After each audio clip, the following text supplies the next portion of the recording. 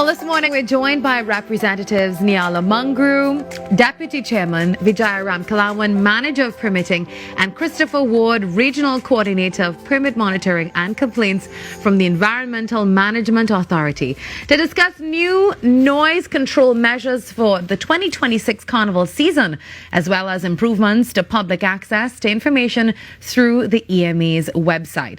With Carnival events increasing and all the concerns from residents about excessive noise over the years, the authority has rolled out updated monitoring and enforcement strategies aimed at balancing cultural celebration with, of course, community well-being. Good morning to the panel and welcome to the show. Good morning. So, for viewers who may not be familiar, can you briefly explain the role of the EMA when it comes to noise management, especially during the Carnival season? Sure. So, the EMA has a responsibility under the noise pollution control rules for noise management. The government of the Trinidad and Tobago has a mandate regarding noise pollution. And so the EMA has a role to play in this regard. So though we have long-term measures pre-planned in terms of the revision of the legislation, we thought it necessary to look at some short-term measures, particularly in this season that we're in now. So our role really is to look at noise management from events that are generating noise that are amplified. Mm-hmm. Okay, so the authority has started implementing new noise management measures for the 2026 season. What prompted these changes? So again, looking at our long-term measures, we realized something short-term needed to be done. So we looked to see how we could probably better communicate more openly with the public, and also to guide the event holders in what better they can do in managing and planning their events to mitigate some of the impacts in the surrounding areas. All right. Now, residents have raised concerns about noise for several years. It's always something that you see on social media. How did public feedback actually influence these new measures? So the measures were taken on board because we understood everybody lives in a community, lives into probably to an event space, or you've been to an event yourself. So we took feedback from the public and we looked at our process as a whole to see how we could probably be a bit more transparent, how we could improve the guidelines to help the promoters themselves and the event coordinators themselves to reduce that impact on the neighboring communities. So there's been a term coming up, a phrase, noise variation. Now, when does an event promoter need to apply for one of these? Well, noise variation is captured under the noise pollution control rules. So it's actually a piece of legislation that mandates any person having an event where there's amplified sound and they may most likely go above the standard that they need to apply to the EMA for variation, right? This is a process. So the process involves application as well as getting feedback from the persons who may be affected by such event. So it's a very interactive process. We want, through the process, for persons who may be affected to be aware who the promoter is, also express their concerns to EMA. It is taken into consideration. It is used in our evaluation of mitigation measures. It is used in setting standards. And we also want that open communication at all times. We want that feedback loop. EMA prides itself on that. I have to give commendation to our hotline unit. They receive calls before, during, and after events. So we pride ourselves on that feedback loop of always engaging persons and using that feedback to drive change. Now, you're talking about the application process. I understand that it had changed, or it has changed. What new information did you include, especially for promoters? So maybe just to clarify, the process itself hasn't changed. What we did is we sought to improve the process itself. So the steps are remaining the same. The information that we're asking for, we're being a little bit more specific. Okay. And regarding, for example, site plan, site layout, speaker orientation, and to get the promoters and the events to be more specific in what they are doing to mitigate the noise coming out from the event space itself. So noise barriers is what we would call it. Okay.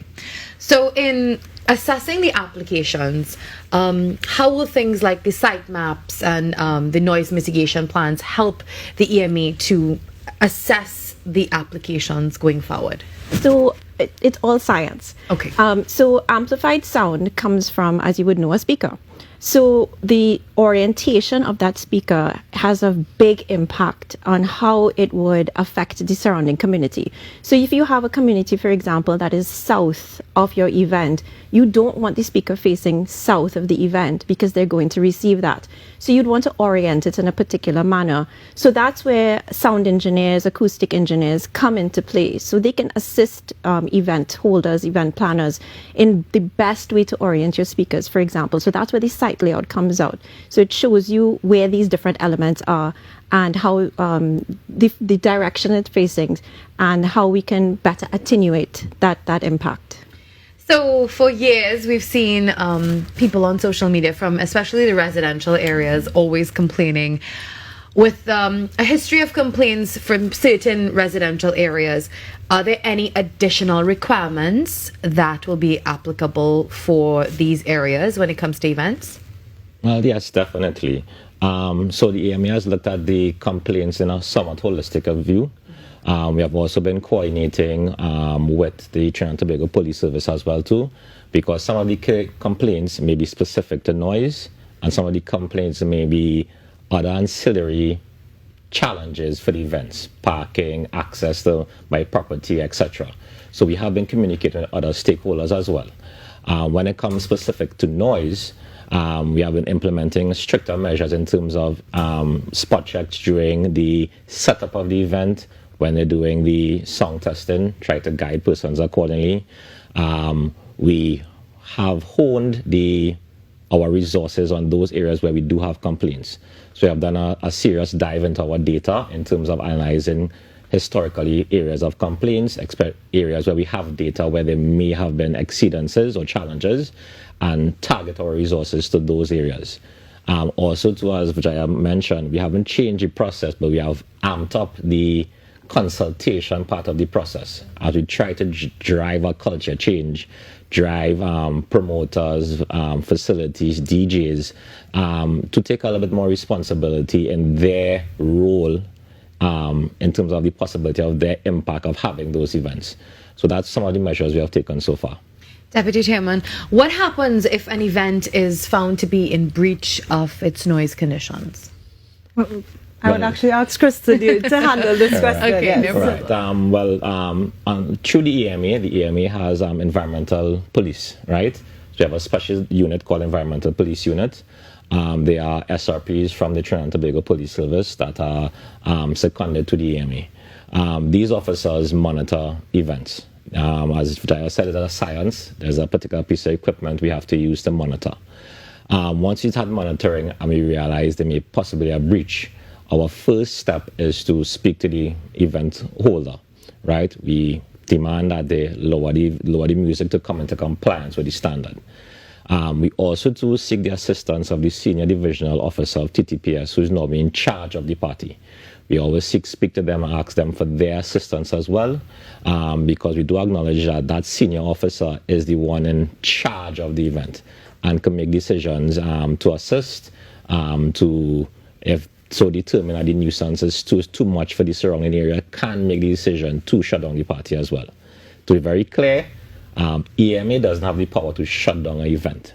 That lies with the Senior Divisional Officer in charge of the party. So you will be working closely with the police Yes. service and the Environmental Police Unit, right? You talked about a device. Can you tell me about that device? It sounds really cool. Well, I feel I may need to borrow it from my neighbor. So under legislation, it dictates a particular type of device we have to use. It dictates what the calibration is, as well as how we need to take the reading. For example, a device must be set at least 1.5 meters above the floor level, and it cannot be next to a wall. So there are certain requirements of how the meter is taken. The reading is taken. Because you can get false readings, right? Get false readings, right? And then shut down a party for the wrong reason.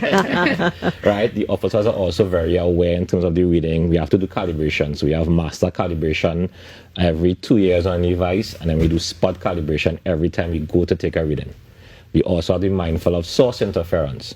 So all that has taken to play when we take any reading, because as you know, sometimes walking to the event, you have more noise than in the event. Sometimes you have persons selling food, traffic, etc. So we have to factor all those things into play when taking the event. The device, and we like to clarify to persons, we know with technology now, everybody has an app, right? But the app, we can't use an app for science or for enforcement. It has to be this particular device that meets the requirement of the legislation.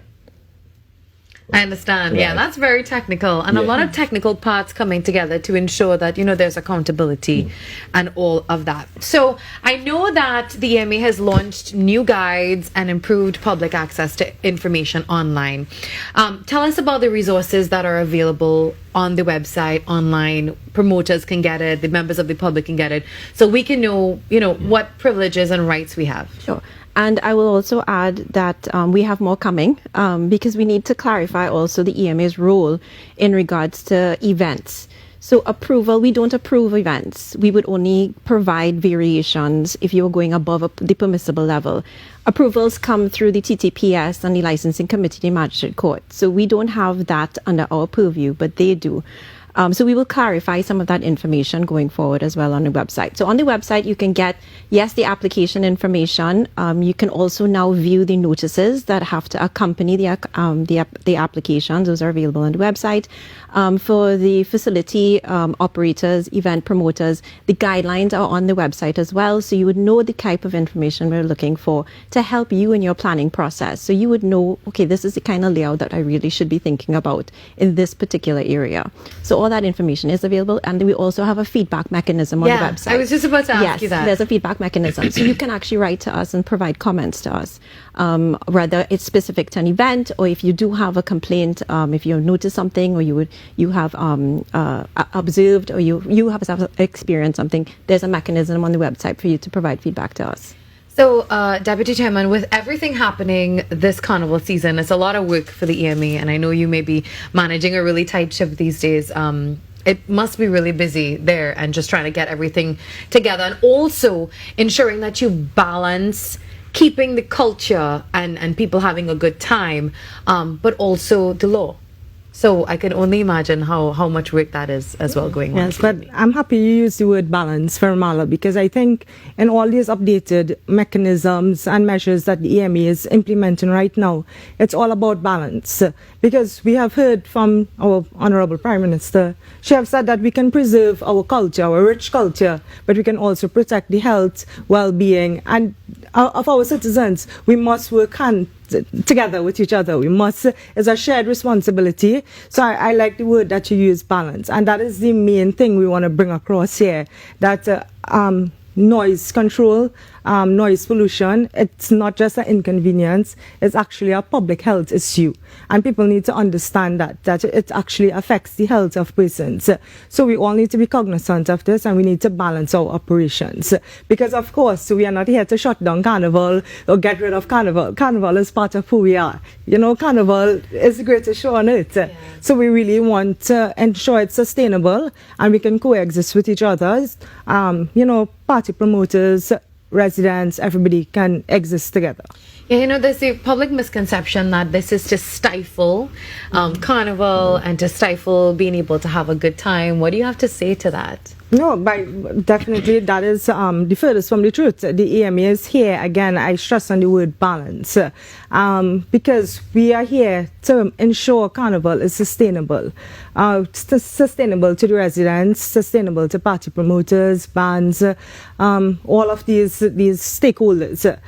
So the measures we are implementing basically is to ensure that how we can coexist, we can abide to the law, which, the EMA under the new board, we have also been looking at revision of our noise pollution control rules, because we have recognized that, there are some shortcomings, and with increased knowledge over the years, we have to make changes to these rules as well. So it is a work in progress. We have started the process, and it is again to facilitate knowledge learned over the years and the great work that EMA has been doing. We want to bring it to life at this point in time so everyone can coexist and we can have balance and understand it's a shared responsibility. Noise pollution control is really a shared responsibility. Right. Vijaya, what advice do you have for event promoters to ensure that they comply this season? You don't get shut down, your party goers don't have to go home in the middle of the fete, and you do the right thing? So we always encourage persons, make sure, at least from the EMA's perspective, put your application in on time, according to the law. Utilize the guidelines. Build into your planning process those noise abatement measures from the start. Get a sound engineer, an acoustic engineer to help you with your layout. Because once you can manage and mitigate that impact inside, the surrounding areas will not be impacted or have minimal impact. So there's, as Niala would have mentioned, the balance. You can have a great event and your surrounding area would be able to enjoy their peace as well. What message would you like to share with residents who are concerned about noise this carnival? Personally, I live in a very, very, very noise-filled community.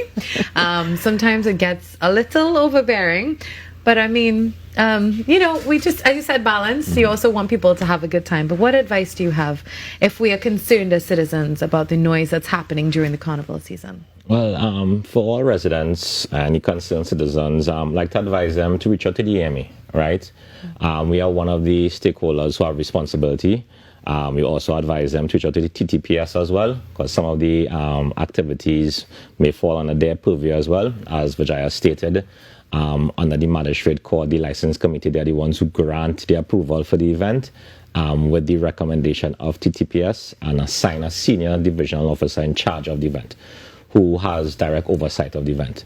The EMA will always continue to monitor. We ask for feedback at all times. Feedback is important to us, as Vijaya said, during the variation process.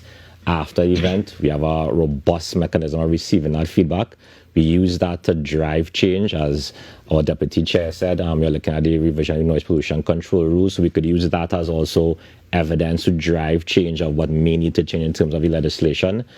We do acknowledge that there are some weaknesses in the legislation that we need to update, and we have acknowledged that, and we are trying to drive that change. But anyone out there knowing that the EMA will be monitoring as much events as possible, we have targeted those high priority events, especially those areas of residential areas, areas of past complaints. So we will be on the ground, we will be monitoring, and we will be doing our best to ensure compliance with the standard. And any breach, we'll take the necessary steps according to our remit, both at the event and after event as well. Can I buy one of those devices? I mean, asking for me. So, can we look beyond Carnival for a moment? Maybe Deputy Chairman, you can help. What's in the books for the EMA going forward, at least for the next few months? What's coming up? Oh, well, currently, a board has recently been installed, and we are aggressively pursuing revision to legislation because we think that is core and fundamental to proper environmental management. Some of our rules date back many years ago, so we have to update it, and it's all based on learnings, technical data gathered over time. So we are in the process of revising our legislation.